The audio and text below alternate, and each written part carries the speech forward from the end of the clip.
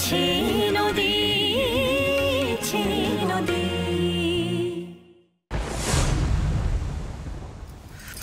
মা মা মা প্লিজ তুমি আমার কথাটা শোনো। তুমি কেন এরকম করছো? কেন এরকম করছো বলো? আমি কোনো অন্যায় করেছি, কোনো ভুল করেছি? তুমি আমায় শাসন করো, বকো, কিন্তু বাপরে বাপ, আমি তোমাকে শাসন করব?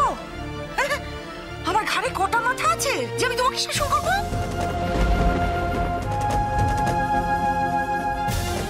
তুমি এবারে সবাইকে এমন গুণ করে রেখেছো, এমন বশ করে রেখেছো যে আমি তোমাকে শাসন করতে গেলে এই বয়সে হয়তো আমাকে বাড়ি ছেড়ে বার করে দিতে হতে পারে, কে জানে।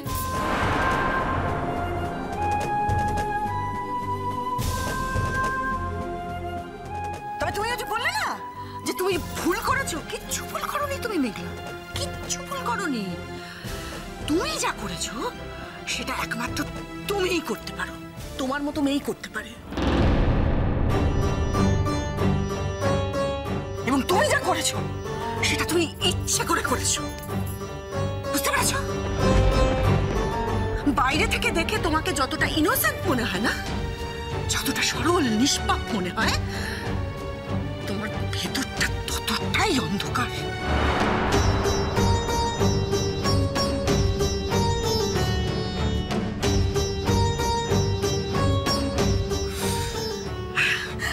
অবশ্য আমি এসব বলছি বলে হয়তো আমার ছেলে আমার গর্দান নিতে পারে, কিন্তু আমার তো কিছু করার নেই, কিচ্ছু করার নেই আমার।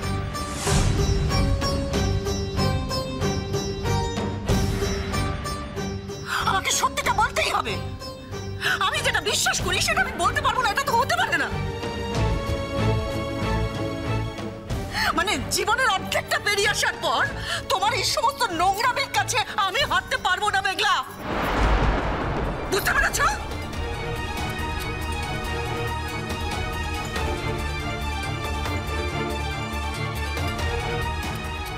সেজন্য বাড়ির আর সকলের সাথে যে ন্যাকামিগুলো তুমি করে বেড়াও, খবর কেউ আমার সাথে সেই ন্যাকামি করতে আসবে না।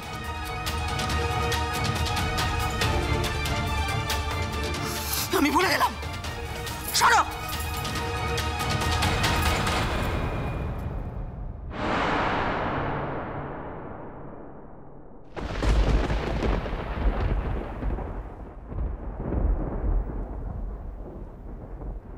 বৌমনি কি হয়েছে আমি কিন্তু সত্যি বুঝতে পারছি না।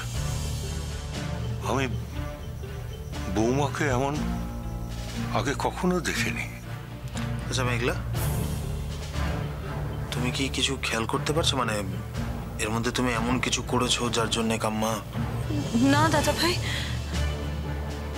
আমি তো এখানে ছিলামই না, আর মার সাথে তো আমার কোনো